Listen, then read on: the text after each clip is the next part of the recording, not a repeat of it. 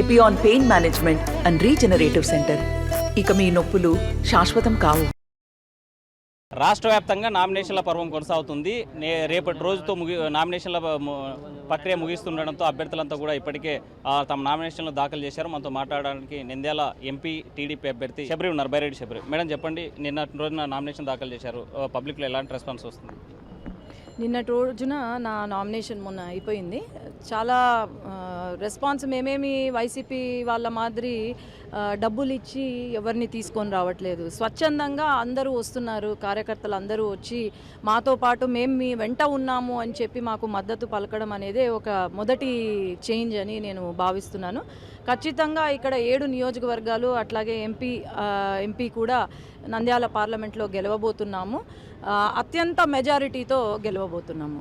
ఒకవైపు చెప్తున్నారు జగన్మోహన్ రెడ్డి, కేవలం నన్ను ఓడించడానికి వీళ్ళంతా ఏకమయ్యారు, ఓడిపోతున్నాం అనేటువంటి ప్రశ్నతోనే నా మీద దాడులు చేస్తున్నారని నేను ఆ విశాఖపట్నంలో మాట్లాడడం జరిగింది. దీన్ని ఎట్లా చూడాలి?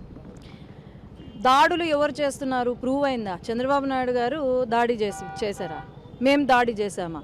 అసలు నిజాలు తెలుసుకొని మాట్లాడాలా. లాస్ట్ పోయిన 5 సంవత్సరాల క్రితము కోడికత్తి దాడి అండి, ఇప్పుడేమో గులకరాయి దాడి. ఇది ఏంటంటే లాస్ట్ ఎన్నికల ముందు ఒక సింపతి క్రియేట్ చేయడానికి అని పోయినసారి వర్కౌట్ అయిందేమో కానీ ఈసారి గులకరాళ్ళు 100 గులకరాలు పడతాయి ఇట్లాంటి సింపతి గేమ్ ఆడితే మటుకు. కాబట్టి ఇవన్నీ పిల్లాటలని నేను భావిస్తున్నాను. వాళ్ళు ఏదో అనుకుంటున్నారు, ఈరోజు మేము గెలిచిపోతాం ఇలాంటి నాటకాలు ఆడితే అని అనుకుంటున్నారు. కానీ ప్రజలందరికీ అర్థమైంది వీళ్ళు ఎంత ఎఫిషియెంట్ పీపుల్, ఎంత ప్రజా సేవలో ఉన్న నాయకులు అనేది అందరికీ అర్థమైపోయింది. కాబట్టి ఎవరు వినే పరిస్థితి లేదు, ఇక్కడ ఎవరు కూడా పట్టించుకోని పరిస్థితి ఈరోజు వైసీపీని. నంద్యాల జిల్లాలో మంత్రి, ఆర్థిక శాఖ మంత్రి ఉన్నారు, బుగ్గన రాజేంద్ర ఏమైనా చేశాడా ఈ 7 నియోజకవర్గాలకు సంబంధించి అభివృద్ధిపై? చేశాడండి. ఫైనాన్స్ మినిస్టర్గా మా నెత్తిపైన ఒక్కొక్కరి నెత్తిపైన 3 లక్షల అప్పు పెట్టాడు. ఆయన చేసిందంతా ఇదే. ఈరోజు గోరకల్లు రిజర్వాయర్ నుండి 36 చెరువులు నింపినానన్నాడు. ఛాలెంజ్ కడతా, చూపిమనండి. 2 చెరువులు ఆ రోజు నింపి ఫోటోలు దిగి మేము నింపేసినామని అంటున్నారు. ఈరోజు ఎందుకు పట్టణంలో కానీ ఊర్లలో కానీ తాగడానికి చుక్క నీళ్లు లేవు? మరి చెరువులు నింపింటే మరి రివెట్మెంట్ ఛార్జెస్ 90 లక్షలు ఫండ్ కింద ఎందుకు తీసుకొచ్చారు? గోరకల్లు ప్రాజెక్టు బాగుండుంటే గనక హెచ్ఆర్బీసీ ద్వారా రిజర్వాయర్లు నింపుతానన్న కనీసం పూడిక కూడా తీయలే. ఈరోజు అన్నీ కూడా ఖాళీ బ్యారన్ ల్యాండ్స్ అయిపోయినాయి. ఎన్నో వేల కోట్లు, 100ల కోట్లు నష్టం పోయినారు రైతులు ఈరోజు. మరి ఏం చేశాడు ఈయన? ఈరోజు ఏదో ఫ్లైఓవర్లు కట్టించాడంట. ఆ ఫ్లైఓవర్లు ఎవరు? కేంద్ర ప్రభుత్వం నేషనల్ హైవేస్లో ఇచ్చిన ఫ్లైఓవర్లు. ఆయన ఏదో కట్టించినాను అని ఆయన అకౌంట్లోకి వేసుకుంటున్నాడు.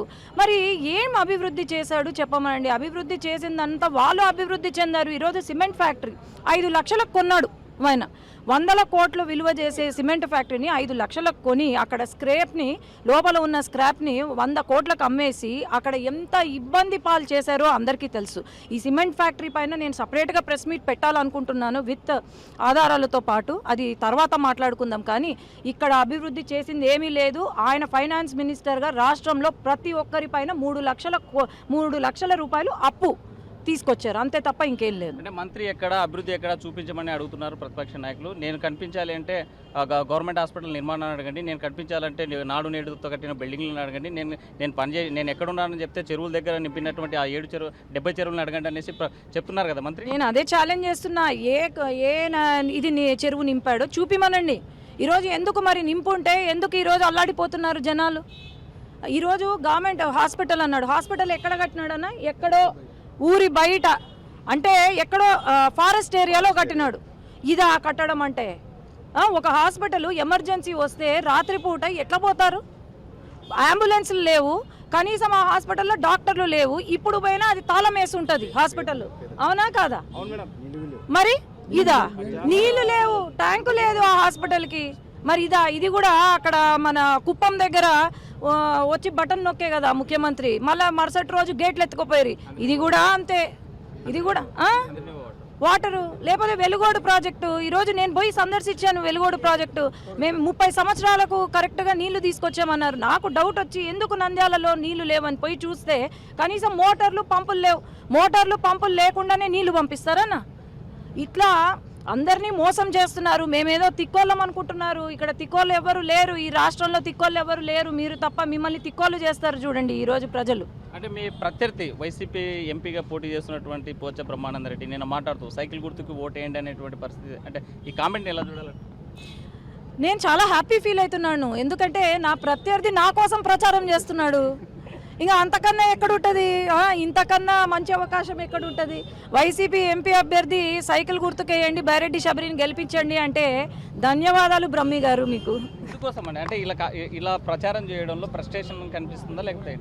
ఫ్రస్ట్రేషన్ కాదు, వాళ్ళకు భయం మొదలైంది, ఓడిపోతున్నామనే భయం మొదలైంది. ఎందుకంటే ఎక్కడికి పోయినా సరే తెలుగుదేశం పార్టీ జెండా పట్టుకొని, అది వైసీపీ అయినా ఎవరైనా సరే, వాలంటీర్స్ కూడా ఈరోజు స్వచ్ఛందంగా అమ్మ మీకే మద్దతు అని చెప్తున్నారు. అంటే దాని అర్థం ఏంటి?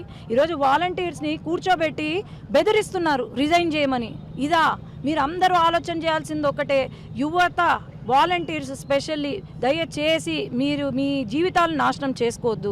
తెలుగుదేశం ప్రభుత్వం రాబోతుంది, 10,000 రూపాయలు మీకు జీతము, అదే మీకు ఇంకా దానికన్నా ఎక్కువ రెస్పెక్ట్ ఇవ్వబోతున్నాం. గ్రామాల్లో జరిగేటువంటి ఈ భౌతిక దాడులను ఎట్లా చూడాలి? గ్రామాల్లో మొన్న దుర్వేసి గ్రామం తెలుగుదేశం పార్టీ ప్రచారం పూర్తి చేసుకొని, మీకు ఎగ్జాంపుల్ ఇస్తున్నా, జస్ట్ నిన్న జరిగిన విషయం గురించి చెప్తున్నా, అట్లా రోజు జరుగుతున్నాయి. దుర్వేసి గ్రామంలో తెలుగుదేశం పార్టీ ప్రచారం పూర్తి చేసుకొని వస్తూ ఉండగా వైసీపీ ఒక రౌడీ, ఎవడైతే వైసీపీలో ఉన్న వాళ్ళు అందరు రౌడీలేలే చాలామంది, కానీ ఆడు వచ్చి కట్టతో గట్టిగా కొడితే ఆయన ఇప్పుడు చావు బతుకుల్లో ఉన్నాడు. నిన్న వెళ్ళి పరామర్శించాను నేను ఆయనను. ఎంత దారుణం అంటే ఇది, అది దళిత వ్యక్తి, దళితులంతా అంత చిన్న చూప. నా దళితులు, నా మైనారిటీలు, నా బీసీలు అన్న వాళ్ళు ఈరోజు ఏమైపోయారు? కనీసం ముఖ్యమంత్రి గారు ఎక్కడున్నారు? ఈరోజు చిన్న గులకరాయి దాడి తగులుతూనే అబ్బా ఏదో అయిపోయిందని ఒక డెలివరీ చేసినట్టు 12 మంది డాక్టర్లతో డెలివరీ చేయించుకున్నాడు ముఖ్యమంత్రి గారు. మరి ఎక్కడ పోయినారు? ఇది దాడులు చేస్తుంటే, మా కార్యకర్తల పైన దాడులు చేస్తుంటే చెప్పుకునే ఇది లేదా వీళ్ళకు? ఈరోజు ఆయనను కొడితే డెమోక్రసీ గుర్తొచ్చింది. మా పైన దాడులు చేస్తుంటే నన్ను కూడా కొట్టించినారు కదన్నా ఆఖరికి పోలీసులతో. మేము ధర్నాలు చేస్తుంటే ఎన్ని కేసులు వేసినారు, మేము ఇటువంటి వాటికి భయపడము. నిన్న కూడా ప్రయత్నం చేసినారు, కానీ మేము భయపడే వాళ్ళం కాదు. తెలుగుదేశం పార్టీ కార్యకర్త భయపడేవాడు కాదు. ఇప్పుడు మొదలైంది వాళ్ళకు భయం, అంతే. ఫైనల్గా ఏం చెప్పదలుచున్నారు ఈ నియోజకవర్గ ప్రజలకి? 7 నియోజకవర్గాలు మేము గెలవబోతున్నాము. మీరు గమనిస్తే ఇప్పుడు ఇక్కడ నంద్యాల పార్లమెంట్లో తెలుగుదేశం పార్టీ అభ్యర్థులు ఎవరైతే ఉన్నారో వాళ్ళు ప్రజాసేవ చేసేవాళ్ళు, వాళ్ళు ప్రజా అభివృద్ధి కోసం ఆలోచన చేసేవాళ్ళు తప్ప మీలాగా దోచుకోవడము దాచుకోవడం అయితే ఎప్పుడూ చేయలేదు. వాళ్ళకు ఒక్క బ్లాక్ మార్క్ కూడా లేదు. ఈరోజు కోట్ల సుజాతమ్మ కానీ, కోట్ల సూర్యప్రకాష్ రెడ్డి గారు కానీ, ఆయన చేసిన అభివృద్ధి, ఆయనకున్న ఎక్స్పీరియన్స్ అసలు బుగ్గన గారు తట్టుకోగలుగుతారా? ఏదో ఫోటోలు దిగి ఫేస్బుక్లో, ట్విట్టర్లలో పెట్టుకోవడం కాదు అభివృద్ధి అంటే, లేకపోతే బటన్ నొక్కడం కాదు. సంక్షేమం ఒక్కటే కాదు, సంక్షేమంతో పాటు అభివృద్ధి చేస్తేనే ఇక్కడ ముందుకు వెళ్తారు మీరు. ఈరోజు యువతకు ఉద్యోగం లేని వాళ్ళు ఈరోజు మళ్ళీ ఎన్నికలకు ఓట్లు అడుగుతున్నారు. మహిళలకు రక్షణ ఇవ్వని వాళ్ళు ఈరోజు ఓట్లు అడుగుతున్నారు. రైతులకు సాగునీరు ఇవ్వని వాళ్ళు ఓట్లు అడుగుతున్నారు. లేకపోతే మాకు తాగడానికి ఒక చుక్క నీళ్ళు ఇవ్వండి అంటే ఇవ్వని వాళ్ళు ఈరోజు ఓట్లు అడుగుతున్నారంటే ప్రజలందరూ నిర్ణయించుకోవాలా.